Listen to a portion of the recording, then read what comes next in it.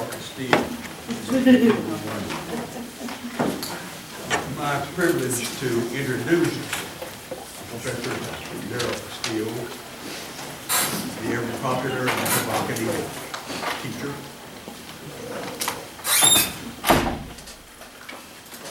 Professor Castillo is an assistant professor of government history in his 7th year at Weatherford College. He has a BA in history from the University of Texas, an MA in history from the University of Texas, UT. He has an MA in political science from UT, and an honorary PhD from George Mason University in Washington, Virginia. He's been here for been teaching for 31 years, and he served in several congressional staffs, including the Reagan White House and the National Security Council. A man of many talents, a history, and a dedication to his profession, and I think that you will enjoy what he has to tell you. Thank you, Dan. Well, I appreciate everybody showing up very early in the morning for a zombie lecture, so we're all not dead, right? As Dan said, my name is Darrell Castillo, and my background is in international political relations. But I've been a nerd ever since I was a kid, and I saw zombie movies when I was a kid growing up. But the big breakthrough was George Romero's Night of the Living Dead in 1968. And so, for those of you who didn't pick up the lyrics, they're back there. Could you pass those out? If there's a pile back there, just pass them out. But the lyrics talk about George Romero, and like anything else,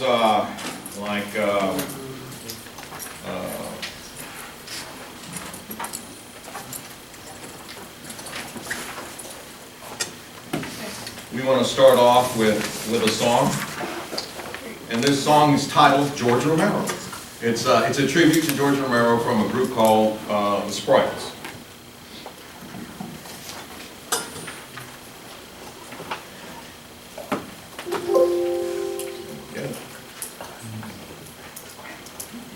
Attention all shoppers, attention all shoppers.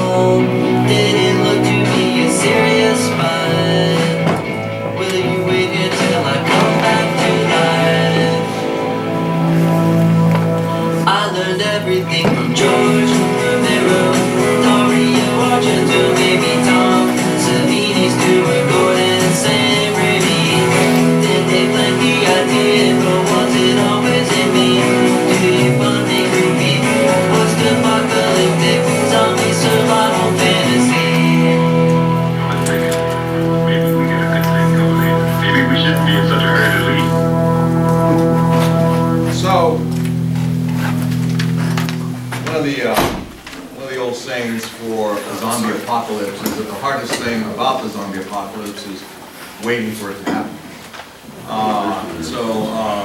Professor Pugh yesterday gave a lecture about nuclear warfare, and I've always found a nuclear apocalypse and a zombie apocalypse, comparing the two as an interesting exercise, intellectual exercise, because on one scenario, in Dr. Pugh's scenario, we end with a bang, and with a zombie apocalypse, we end with a whimper. Pick your poison. They're both apocalypse, right? And they both will require guns.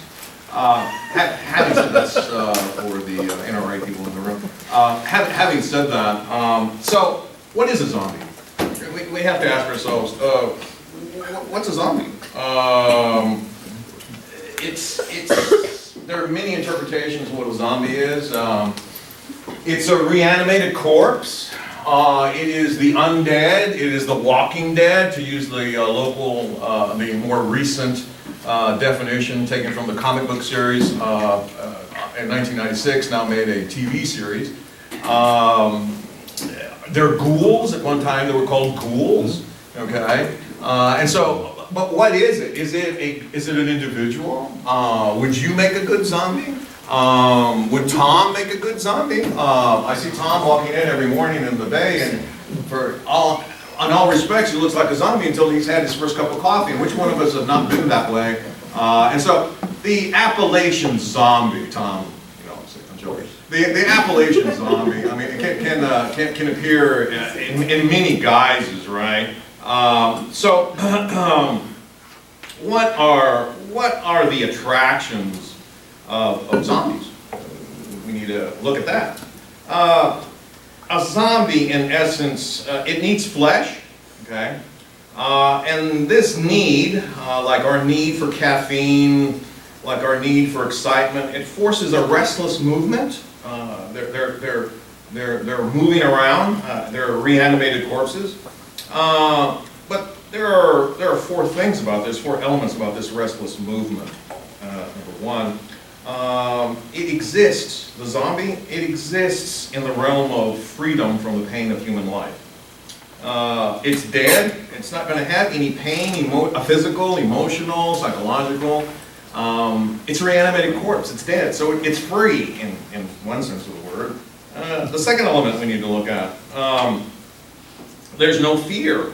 These zombies, whether they're individuals or in groups, they have no fear about inevitable bodily decline or damage. You and I, with our vanity, I always joke that I'm trying to keep my schoolgirl figure every time I eat that other slice of pie or cake or whatever. They don't care about that. They don't care about the imperfections that you and I care about. The vanity's gone. So there is no inevitability about decline or damage. A third element we may want to consider. There is no anxiety. The zombies, as individuals or groups, they have no anxiety about unfulfilled sexual desire. Now, I mean, I've recently gotten married. I've been married about a year now, and I went to the guys who've been married a long time and asked them some personal questions. But it always revolves around those of us. We're motivated, if you're Freud, by our sexual desire, but the zombies aren't. So there's not going to be any lack of fulfillment, whatever it is. So another element of freedom. But I think the most interesting one is the fourth element. There is no shame. Zombies have no shame or humiliation about personal failure. They're just shuffling around, or they're existing, and they're part of a larger group. Which brings me to the next observation about zombies. Zombies, they exist in groups, and yet the groups they exist in, there is no pressure of community interaction. What can I say about this in a comparison contrast? My students, all of you at your age, 20 and below, right? You're constantly on your cell phones. I see you in class with cell phones. I see you driving with cell phones. You guys live in groups, as a generation you live in groups, but there's really no personal interaction. In fact, you guys seem to escape eye contact. Does that make you zombies? Are you zombified because of this distance, interpersonal communication and relationship, like zombies, even though they're in groups, they don't really talk? I've actually seen young people your age texting each other, sitting side by side. I'm like, okay, talk, okay? So, having said that, there are three elements to this about zombies being in groups without any of the social pressures or community interaction that you and I experience. Number one, no zombie needs fear of being bullied. Has anybody ever been bullied? Yeah, we all have.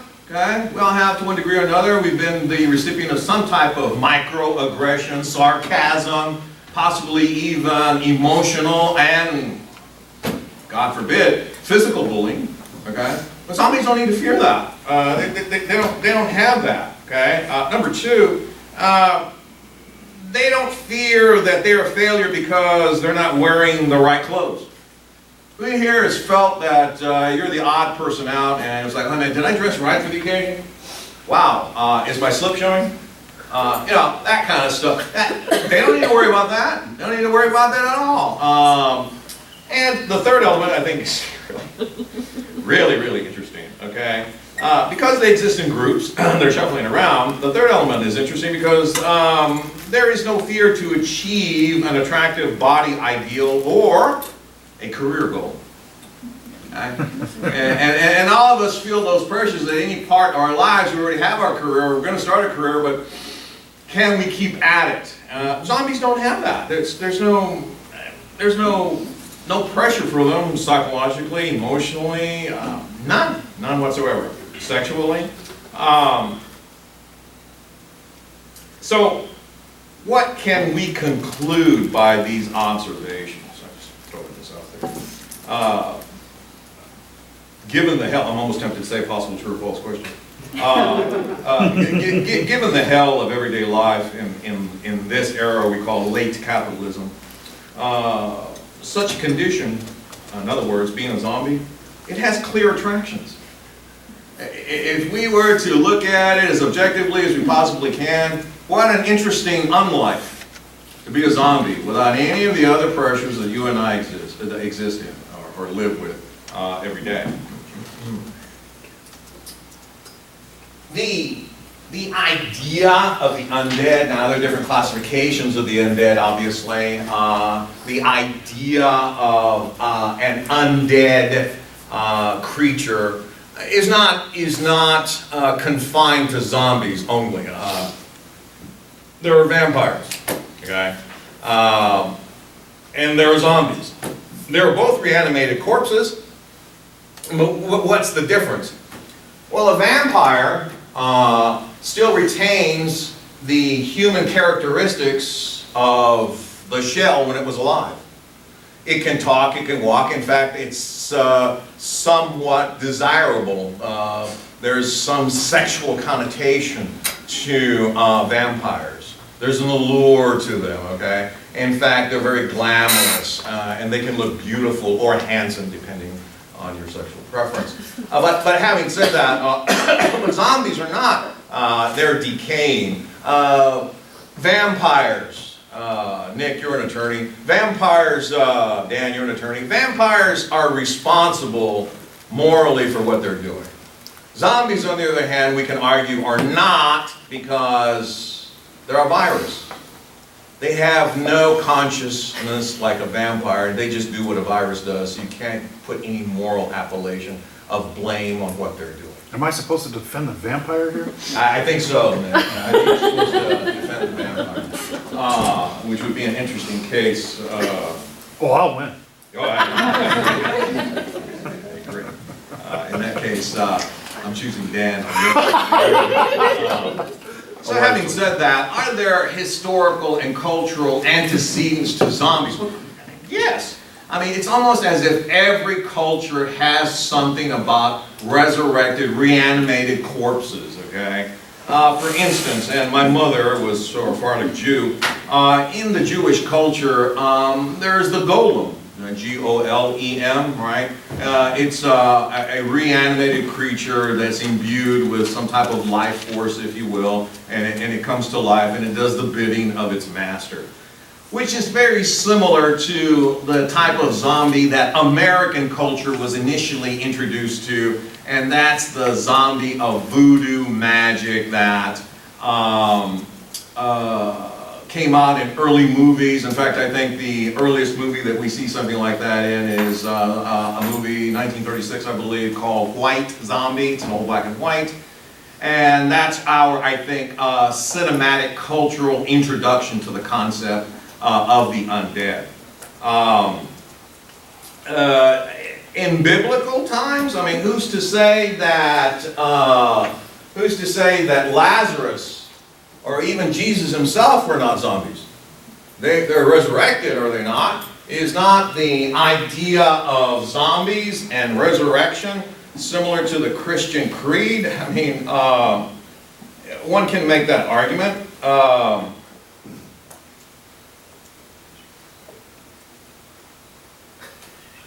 mean, does not Jesus say, eat of my flesh, drink of my blood? I mean, that's basically what's going on here in a zombie version of the Last Supper.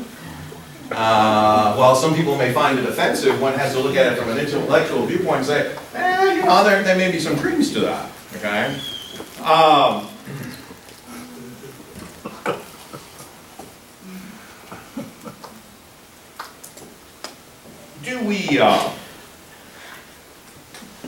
Do we see an evolution in cinema, in our popular culture in cinema? Do we see an evolution from white zombie? Yes. The breakthrough in American popular culture as far as cinema is concerned is 1968, Night of the Living Dead by George Romero. Followed in 1978 by George Romero, Dawn of the Dead. Followed in 1985 by Day of the Dead. And George Romero is making a progressive, pessimistic viewpoint of zombies taking over the world. That it is inevitable that we're going to lose because it's a geometric pattern, okay? And so there is Night of the Living Dead that starts it all off, and we see the classic idea of boarding yourself up in a house, boarding up all the windows, putting furniture against everything, because the zombie horde is trying to come in, okay? And on further reflection about that classic, my sainted mother, God rest her soul, we would go religiously to garage sales and estate sales on Saturday. That was our alone time. There would be 4 hours every Saturday. We'd get very early, and Mother and I would go in Mom's van, and she'd go, and we'd go buying, right? And so Mother, in the latter years, she went to her glory and about 5 years ago, and she was in her late 80s. She was kind of trapped, I say in a good way, because what I was watching, she'd have to watch. And what was I watching? Zombie movies, okay? And so Mother would look at those zombie movies, and I didn't know she was taking it all in. And we'd go out to garage sales and estate sales, and she'd be looking at houses in the neighborhood, and she was just, oh no, that's not zombie-proof, too many windows. Oh, that house is not zombie-proof. I said, Mother, you're taking this too seriously. Come on, it's fiction, okay? And so, but she'd get into it, she'd get into the mood. I said all that to say this. So, the classic situation is boarding up in a house. You're boarding up the windows, you're boarding up the doors, pushing furniture against anything that has egress to keep the horde out, right? Is that a familiar theme? Yeah, pretty much. And I'll give you some analogies. Are we not really, my friends, are we not doing the same thing when we are of a particular ideology and we refuse to watch anything? Like say you're a conservative, but I'm not going to watch anything other than Fox News. Or I'm not going to watch anything other than CNN. Because they already agree with what I have and all they're doing is reinforcing what I believe in. Are we not doing the same thing? We're guarding ourselves against foreign ideologies, the zombies that are outside ideologically. I mean, are we boarding ourselves up that way mentally? I think so. I mean, you know, I'll listen to other viewpoints. I'm not going to board myself in the house, okay? Are there other examples of zombies if we take as a base the idea that we're boarding ourselves up in a house and putting boards on the windows? Yeah, there are other movies. For those of you in the room who are old enough to remember, you remember Alfred Hitchcock's movie, The Birds? Did they not do the same thing? Isn't that another zombie movie? The birds are the zombies. They boarded up the house. Okay? Breakthrough movie wasn't about zombies, but they're shuffling around. 1954 book, pick it up if you can on Amazon, I Am Legend. Okay? The last version was made with Will Smith using the title correctly. The first incarnation, that was actually using the title of the book, the first incarnation is The Last Man on Earth with Vincent Price, an old black and white, 1960. Okay? Followed by Charlton Heston, 1972, The Omega Man. Okay? And then followed by Will Smith, which uses the title from the book, I Am Legend. Okay? Again, classical. Yes, I mean, you remember all this, you are truly a nerd. Another classical reinterpretation of boarding yourself up and keeping the horde away from you. Okay? A lot of us have some fixed views about what reality is. I mean, let's face it, folks, zombies aren't real, okay? If they were, we'd be in a heck of a lot of trouble. Let's just hope the coronavirus doesn't reanimate people, okay? We're really messed up here. I mean, it's fiction, it's fun to watch. They only exist in a fictional characterization on television, pretty much like female president. Only exists fictional TV version. But having said that, in the evolution of the living dead, you'll note that he's not using the term zombie. He's using the term living dead. Okay, and George Romero introduces shuffling zombies. Okay? Later, in a 2004 remake, the zombies become very animated. They're running. Okay? And I remember seeing that for the first time and saying, man, that's bad. They can actually run after you now. Okay? What happened to rigor mortis? Okay? Are they supposed to get stiff? So that brings us to another argument for those of us who are purists. Okay? In canon, in the original canon of George Romero's Night of the Living Dead, they'll eat flesh. Okay? It has been redone later where the canon now, or some of the canon is, they're going to eat brains. Okay? But in the original canon, they'll eat anything that's living. As long as it's alive, they'll eat anything. In the new revamped canon, some of them, in some of the movies and some of the TV shows, they'll only eat other humans. Okay? And they'll ignore, like in the remake of Dawn of the Dead, 2004, they ignored the dog that was being lowered with the sandwich on the back to take to the guy across the street who was in the gun store. Anybody remember that? Yeah. But they ignored the dog, right? Well, in the original canon, they'll eat anything that's alive. When I saw that remake, I'm like, they shouldn't ignore the dog. They should eat the dog. It's alive. But they ignored the dog. Okay? In the original canon, to be reanimated, you died. Any kind of death. Natural death, unnatural death. You were shot as long as it did not incapacitate the brain. Okay? In the new canon, reanimation only takes place after you're bitten. Okay? So the vector is another zombie. In this case, the vector is a virus that's out there that everybody's infected, even if you're alive. It just doesn't affect you until you die, and then you reanimate. We see that, correct me if I'm wrong, fellow nerds, we see that in The Walking Dead. Right? In the CDC, they found out that it's a virus. The French were almost close to developing a vaccine. But as long as you die, you'll reanimate, fight, or just die, and you'll reanimate. Okay? So there's old canon, new canon. Okay? The idea of zombies, it's so prevalent that we can.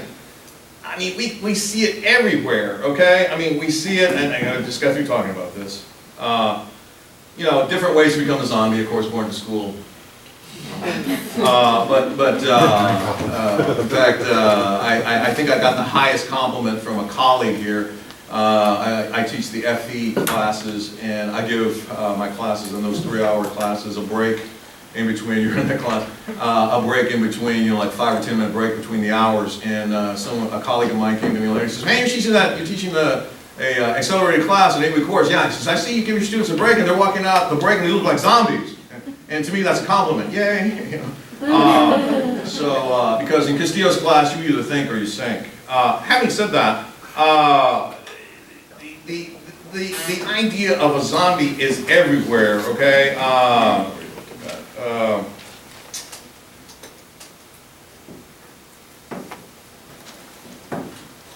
And for different reasons. Okay. In reality, are we examining xenophobia and homophobia when we talk about zombies and are fascinated by zombies? Are they something to direct our insecurities against in disguise, so we won't have to talk about homophobia and xenophobia, and we make them the new symbolic enemy of that of which we fear? Because they are the other. Okay.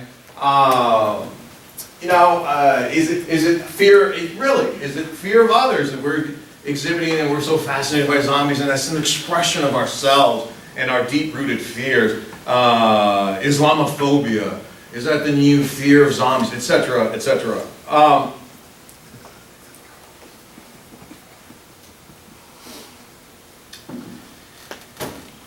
Are we them or are they us? In George Romero's second movie, Dawn of the Dead, as you saw in that video and that song that's talking about that movie, they hole up in a mall, okay? And some analysts have been thinking about George Romero's second movie, Dawn of the Dead. They're holed up in the mall, and the zombies are coming to the mall, trying to get in. Is it that these reanimated corpses are remembering what they did in life, and they're trying to recreate that, coming back to something they know, like a mall? Is George Romero making a statement about blind, zombie, capitalist consumerism? I think he is. Every time I go to a mall now, I look at people and they're blindly buying. Sometimes they're just buying to possess. In the late capitalist society we live in now, you see more and more people buying and consuming because they want, not because they need. Is that being a zombie? You're blindly consuming? Possible. It's possible. Our eating habits, those of a zombie? I mean, I have very pedantic taste. It's got to be Jason's Deli. You know? It's a wonder that the people who are my friends don't get tired of it, but we know, hey, Darrell's got to go eat, and there's got to be a Jason's Deli around here. Is that pedantic eating habit the same thing as eating people? They'll only eat the certain kind of people, right? I mean, you know, and zombies sometimes make the wrong choices, right? When we come to eating, right? So, you know, don't eat the Mexican. It'll give you bad indigestion. Just saying. We see the allure of zombies everywhere, right? Okay. Are we, if we took canon number 2, are we zombies because we're eating something that we're not supposed to eat? I just had my yearly physical. You know, they're telling me, hey, you're pretty good for a guy at 61, but you got to do this, this, this, and this. I got to change my eating habits. For some people, they have certain addictions. I'm a foodie, okay? And so, in our addictions, whatever they may be, are we being zombies? Because zombies are attracted to eating flesh, in this case, brains, right?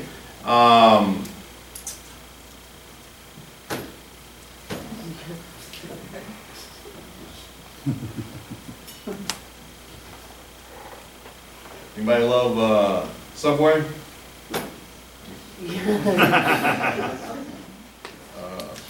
Wendy's? Do you like to go to Wendy's? Yeah, I mean, we can superimpose the idea of zombies, and it's attractive. I mean, when I see stuff like this, I get attracted to it. Another idea, the blind patriotism that's shown, and I always remember Dr. Samuel Johnson saying that patriotism is the last refuge of scoundrels. But in the blind patriotism that a lot of people show, are they part of that large group of shuffling zombies? They know not what they're doing, but simply because everybody's patriotic at the moment and it's fashionable, like right after 9/11. I remember all of a sudden American flags were all out over the neighborhood when my house, or actually my mother's house, was the only one in the entire neighborhood that was flying an American flag. But now after 9/11 became fashionable for everybody to put an American flag in the yards, put it on their cars. Is that like being part of a zombie group? You're really not thinking about it, you're just following the crowd? I don't know. I guess you could make an argument for that. We see it constantly, the theme of zombies constantly reiterated over and over and over and over again. You just heard one musical example of that by the Sprites. There's another one called George Romero Will Be at Our Wedding. It's another group. Okay, what is it? The group Disturbed came out with a song called Bring On the Sickness. I don't know if anybody remembers that one. Okay, yeah. It's all about the ideas are, in art, in literature. There's a plethora of zombie books out there. I just read one called The New Dead, an anthology, and there's a story in there that if you're a zombie aficionado, you've got to read the book The New Dead. There's a story in there called The Wind Cries Mary. And it's about a guy who is boarded up, and it starts off and he says her leg is following her like a faithful dog, because she's a zombie and it's broken and she's coming back to the house because she died by accident, reanimated. She comes back every evening or to knock on the door and trying to get in. And he's looking, he says, I couldn't take it anymore. I couldn't take it anymore. Couldn't live without my wife. I loved her more than anything. He says, and I'm looking at her and she can't see me peeping through the curtains because I'm looking back at my own body. It's a ghost. Committed suicide. It's a ghost. Very interesting stories, or even romance in zombie stories. Okay? The Wind Cries Mary made a very deep religion. We saw that already, right? We see that there are religious connotations. Okay, we saw that already.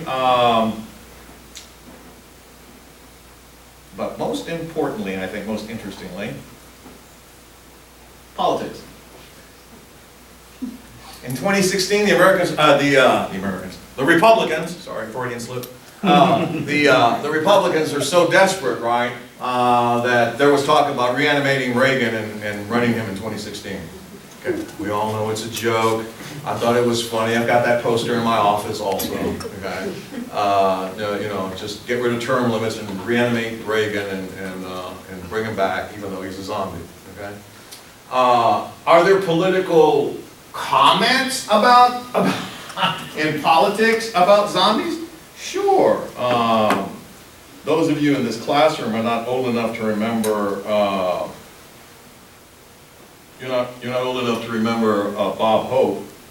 Say, here we are in more literature, pulp fiction, kind of a pulp fiction type thing. I married a communist. Remember stuff like that. I made out with a zombie. Okay. Very 50-ish type genre stuff.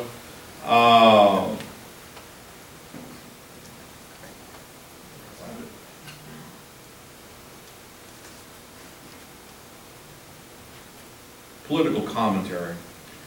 Is voting the straight ticket?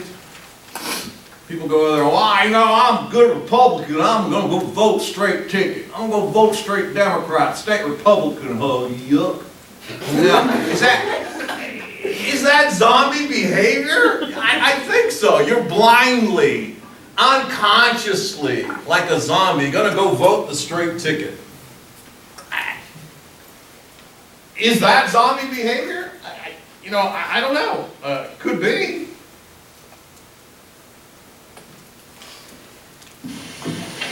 This is Mr. Montgomery. I met him a few weeks ago in New York. Oh, how are you? You live here? Yes. Well, maybe you know what a zombie is. When a person dies and is buried, it seems there are certain voodoo priests who have the power to bring him back to life. Horrible. It's worse than horrible because a zombie has no will of his own. You see them sometimes, walking around blindly with dead eyes, following orders, not knowing what they do, not caring. You mean like Democrats?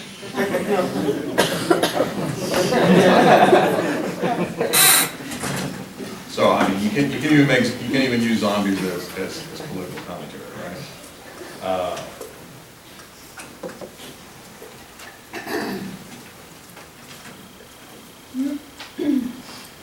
The idea of zombies, the idea of reanimating corpses, it has moved over time from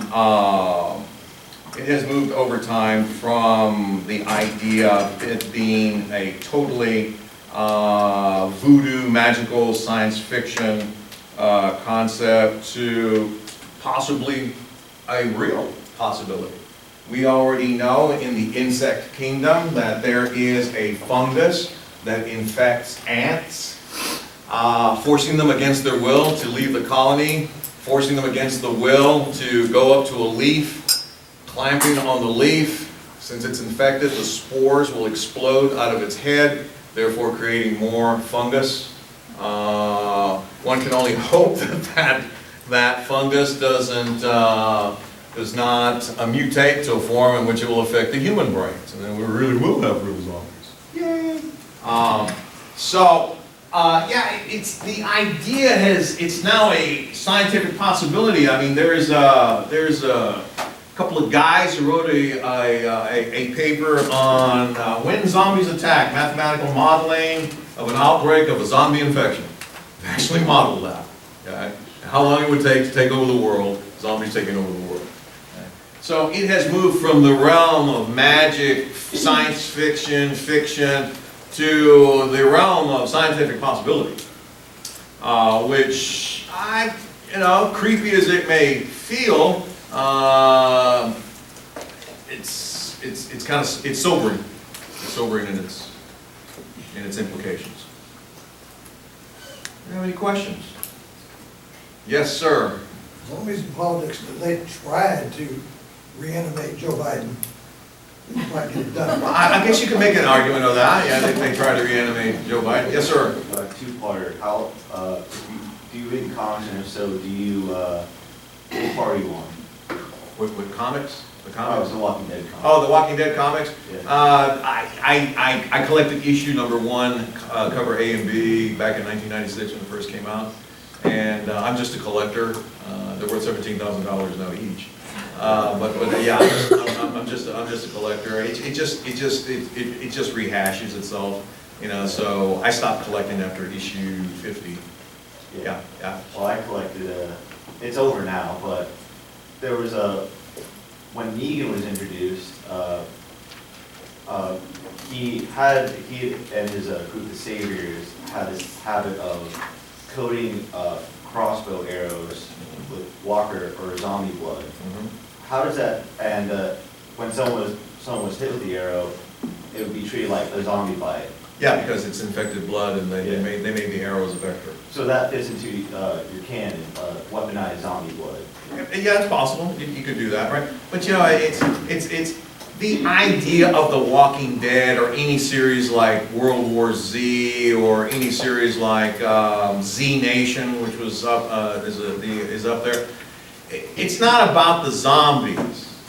It's about whether you're losing your humanity to survive in a zombie apocalypse. That's exactly what's happening to Rick Grimes, as you see him from season 1, episode 1, to the guy who's always looking out for the next person, to looking out for his own group, to looking out for himself.